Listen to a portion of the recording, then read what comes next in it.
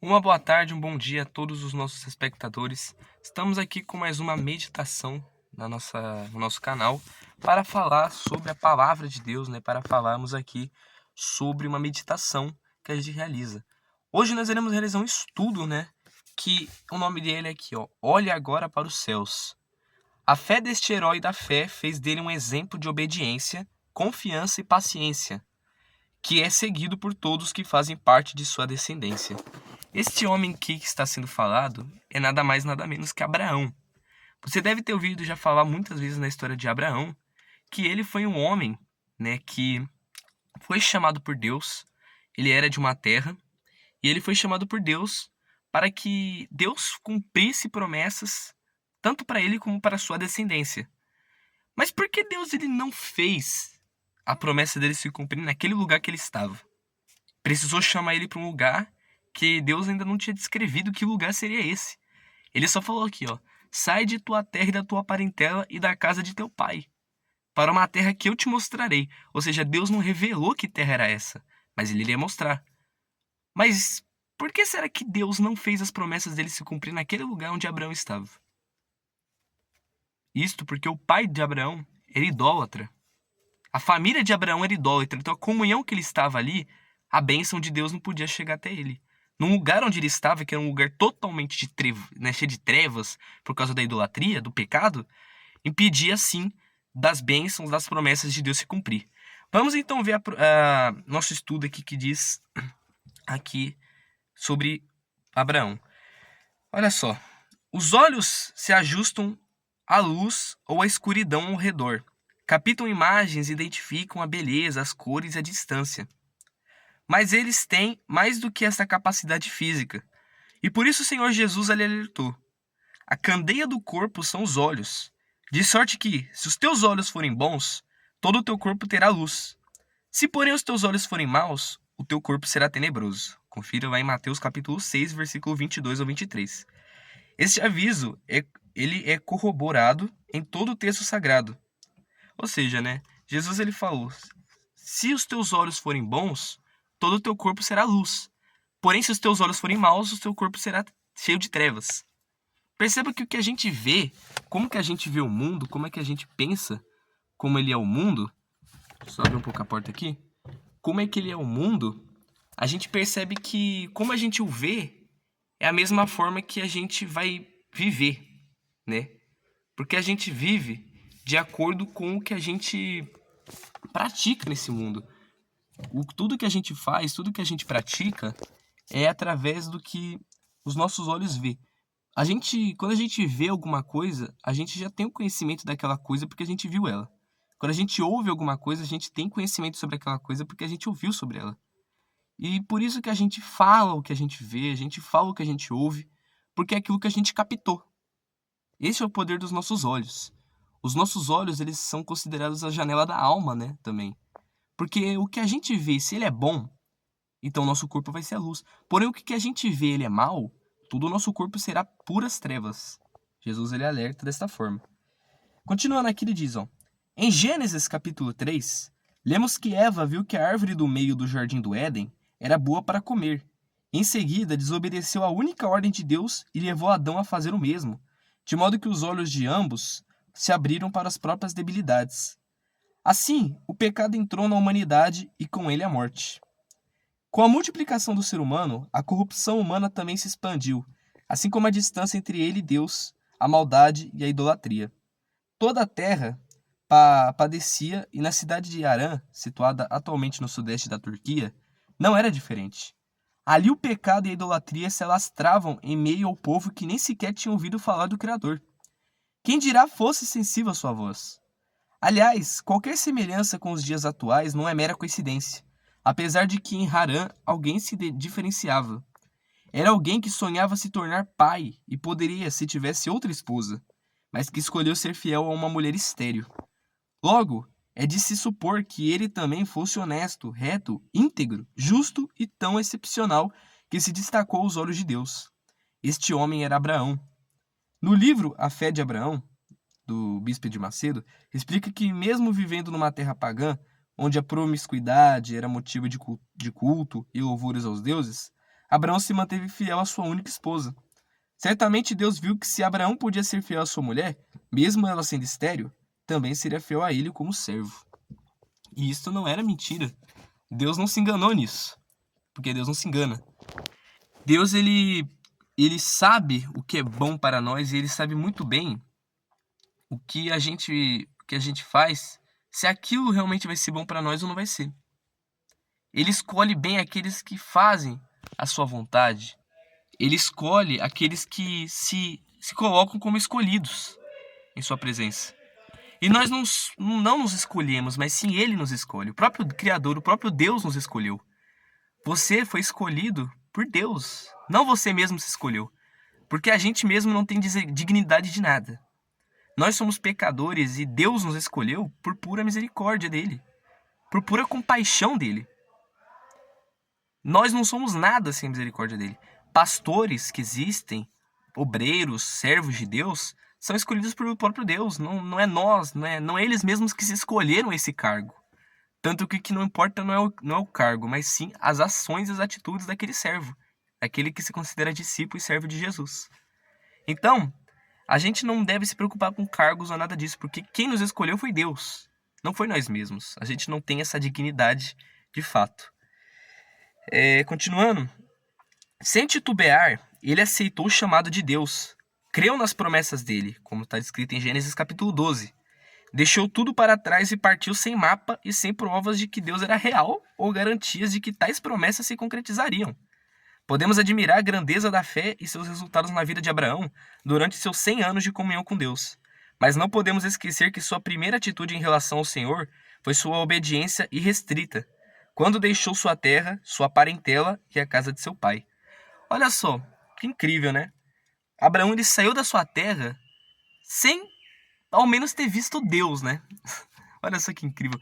Ele nunca viu Deus na sua frente, como ninguém nunca viu Deus. Se a gente lê na própria Bíblia, a gente vê que ninguém nunca viu Deus. Moisés não viu Deus. A única pessoa que podemos dizer que conseguia ver Deus era Adão e Eva. Eram duas pessoas que conseguiam ver Deus, porque diz, né, que Deus ele descia ali algumas vezes na terra para andar junto com eles. Diz na palavra que aquele que me vê morrerá, né? Aquele que me vê morrerá, né? Diz na palavra de Deus. Deus fala isso. Porque Deus, ele não é alguém visível aos nossos olhos. Mas Adão e Eva não havia morte naquela época. O pecado não tinha se alastrado no mundo. Então eles podiam ver Deus. E Deus caminhava com eles, olha só. O pecado não era um problema. Mas depois que o pecado se tornou esse problema, né? A gente até hoje nunca podemos ver Deus nos nossos olhos. Mas na eternidade a gente vai ver Ele sim. Porque nós não teremos mais pecado, nós não iremos ser mortais. Então nós não estaremos nesse corpo que a gente é. Mas sim em alma. Que é uma alma que poderemos contemplar a glória de Deus no seu reino. Então olha só, Abraão ele saiu, ele só ouviu uma voz, né? Ele só ouviu uma voz, né, no meio de uma noite.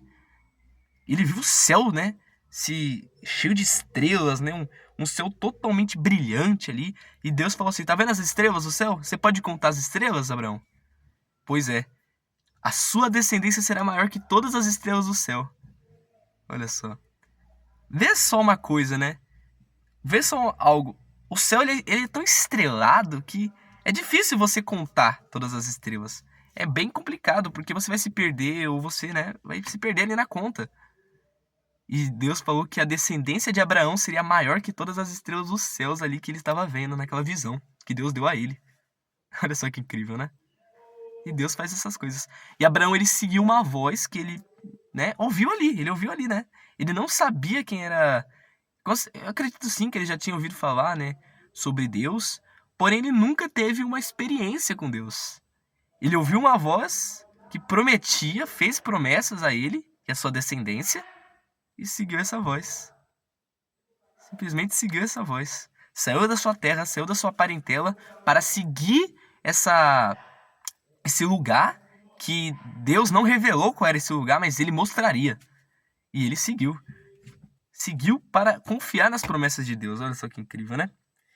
E para encerrar aqui diz, ó. Anos de fidelidade se passaram e Abrão prosperou grandemente. Mas seu sonho de ter um filho e a promessa de ser pai de uma grande nação não se concretizavam. Com o tempo, veio a desesperança, pois mesmo tendo Deus como escudo e grandíssimo galardão, seu mordomo, o Damasceno Eliezer, é quem seria seu herdeiro, como está escrito em Gênesis 15, versículo 1 ao 3. Foi quando, depois de Abrão fazer esse questionamento a Deus, um momento singular aconteceu. Deus o convidou a sair de sua tenda para revelar que o sonho que ele cobrava era pequeno perto do que o Senhor havia preparado. E assim ele o encorajou, lhe dizendo, aí como a gente falou, olhe agora para os céus, e conta as estrelas se as pode contar. E o Altíssimo logo lembrou de que assim será a tua descendência. Está lá em Gênesis capítulo 15, versículo 5. Olhando para os céus, enfim, creu ele no Senhor e imputou-lhe isto por justiça. Gênesis 15, versículo 6.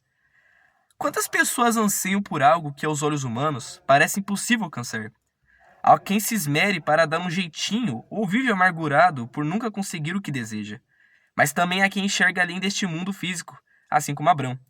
Tudo o que ele tinha era uma promessa e a visão do céu estrelado. E assim ele permaneceu andando na presença do Todo-Poderoso e sendo perfeito até o Senhor firmar uma aliança com ele e mudar o seu nome para Abraão, como está em Gênesis capítulo 17, versículo 1 ao 10.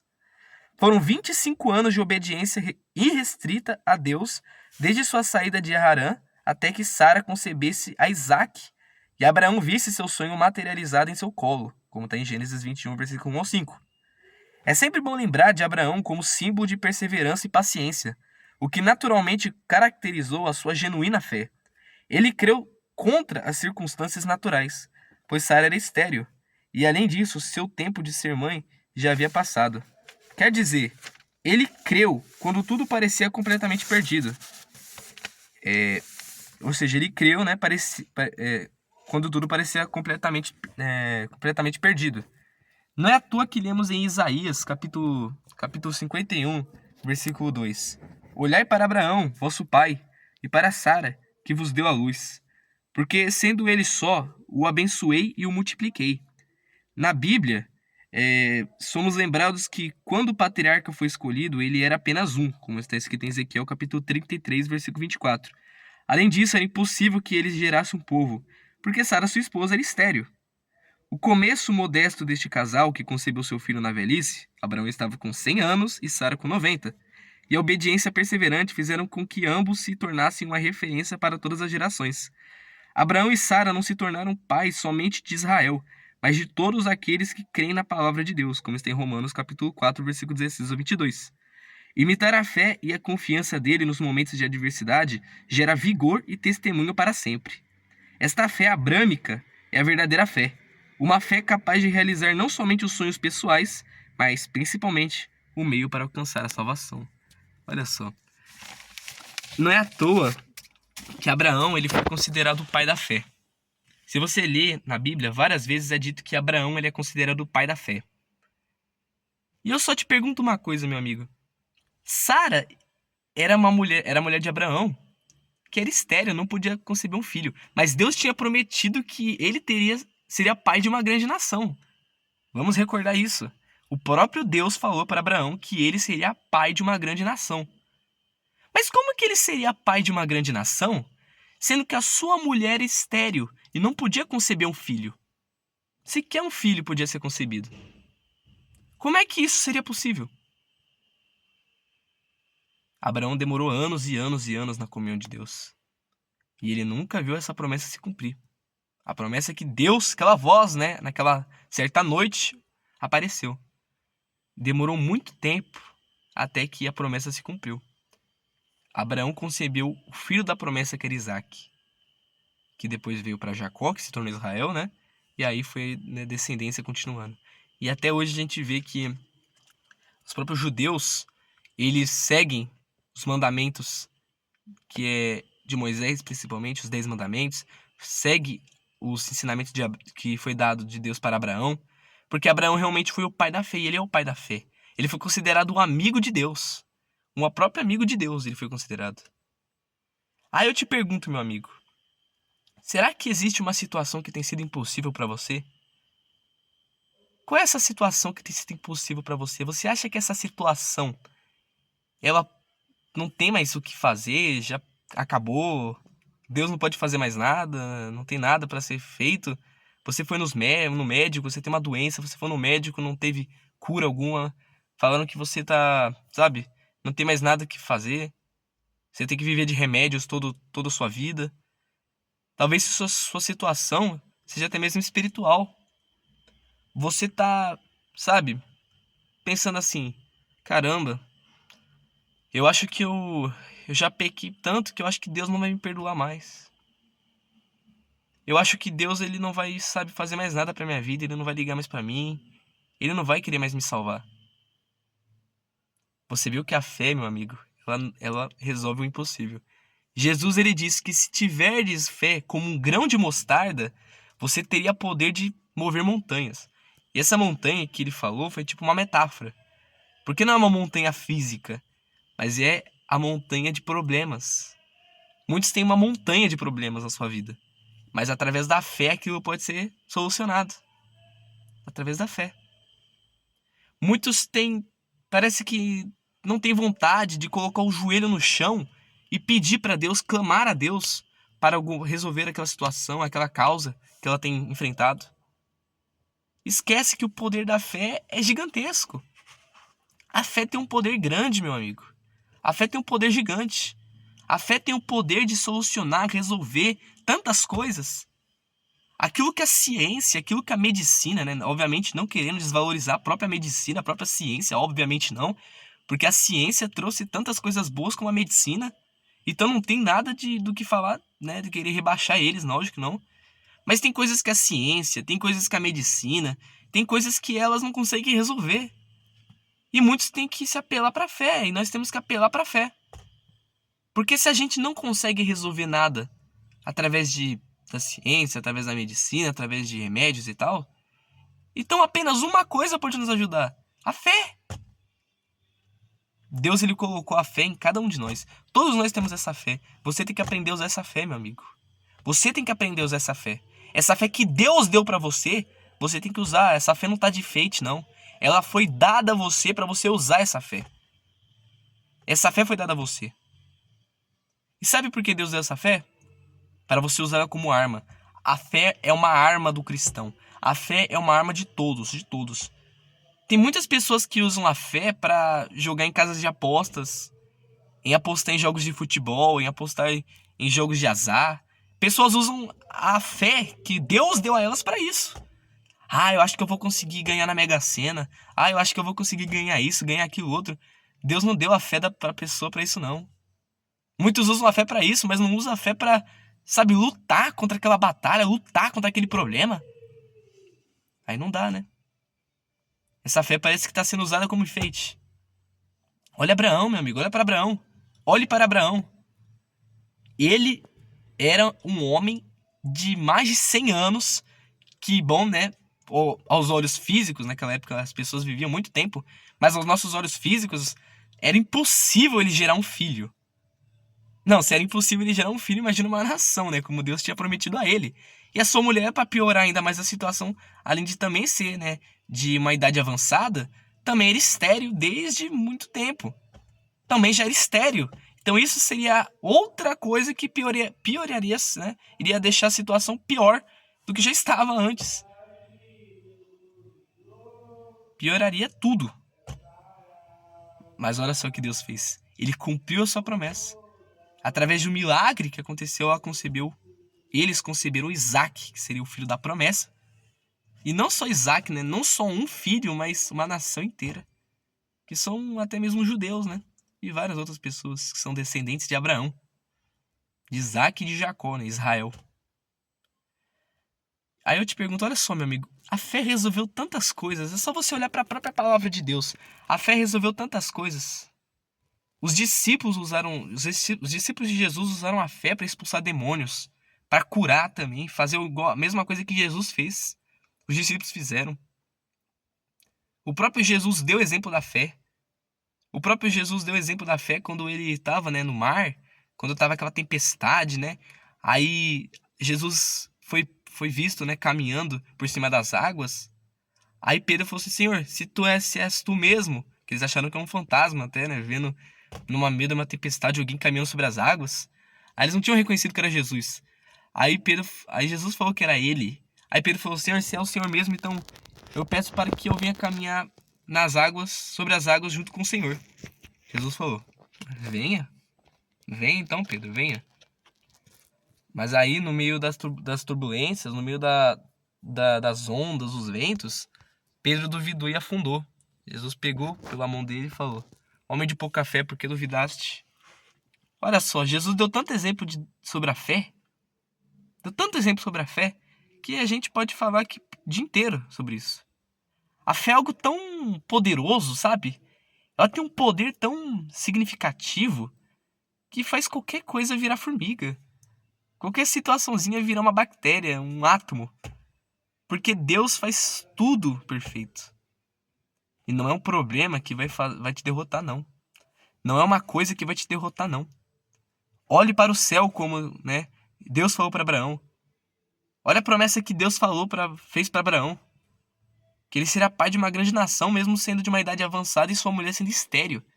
E seria através deles dois. Não seria de outras maneiras, não. Seria através deles dois mesmo. Olha só. E não é que isso aconteceu? O que é impossível para você? O que é impossível para você não é impossível para Deus. Absolutamente nada é impossível para o Senhor. Absolutamente nada é impossível para Deus. E não vai ser nesta causa que vai ser impossível. Talvez você tá até pensando assim, caramba, faz tempo que eu não volto pra igreja, faz tempo que eu era da igreja, sabe? Eu ia pras reuniões, pros cultos, eu convivia lendo a Bíblia, eu orava mais, mas eu acho que é impossível voltar, sabe? Eu me esfriei na fé, eu me afastei da fé e pronto, parece que eu não vou voltar mais não, eu não tenho mais forças pra voltar. Isso é impossível pra você? Para Deus, ele resolve isso aí, ó, estralo de dedos. Mas você tem que manifestar essa fé. Ora, meu amigo, busque a Deus, clama a Deus, clama ao único que pode resolver essa situação, clame ao único que pode solucionar esse problema que tem estado na sua vida, clame ao único, que é Deus, é o Senhor Jesus Cristo. Lembra, Jesus falou, se tiverdes fé como um grão de mostarda, o grão de mostarda é minúsculo, e Jesus fala, se a sua fé for comparada a um grãozinho só, a um grãozinho só de mostarda, você vai ter o poder de mover montanhas, de mover problemas. Absolutamente nada vai ser impossível. Absolutamente nada. E Deus faz isso. Deus faz essas coisas na nossa vida. Mas basta você crer, você buscar pela sua vida. Deus está aí. Ele está com os ouvidos abertos e os olhos atentos à oração que for feita por você. Mas depende de você, depende do seu clamor que pode ser realizado por ti. E lembre-se, nenhuma situação, nada é impossível. Nada é complicado aos olhos de Deus. Pode ser a nós, seres humanos, a nós meros humanos. Porém, para Deus nada é impossível. Conte com aquele que para absolutamente nada é impossível. Conte com aquele que pode solucionar qualquer coisa, sem dificuldade alguma. Amém? Deus abençoe a vida de todos até a nossa próxima meditação, ao nosso próximo estudo como este. E é isso. Até o nosso próximo encontro.